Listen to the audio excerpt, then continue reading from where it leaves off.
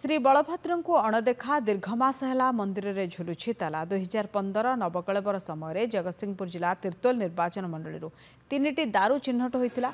जगतसिंहपुर जिलार अधिष्ठात्री देवी मां साराला सामना बलभद्र दारू चिन्हट होता। यापर एठारे बलभद्र मंदिर निर्माण कर पुरी तालध्वज रथर चक आनी रखा हेले ना ठाकुर रथचक साधारण भक्त दर्शन करें ना पूजा करा मंदिर निर्माण होते सुधा आज पर्यंत तार प्रतिष्ठा हो पारुना। श्रीमंदिर चूल्हे गछ उठा सहित धूलीबाली बसीगला जहां नहीं सारला मंदिर पूजक सेवायत पंडा मध्य प्रबल असंतोष देखा ठाकुर रथ चक्का माने बड़ ठाकुर रथ चक्का को लोक माने पाइबे मुंडिया टी मारिया कौन होती बंद हो पड़ी घटना बलभद्र दारू जो जगार से जगार मंदिर किंतु मंदिर ताला पड़ी रही सर्वसाधारण दर्शन हो पारना।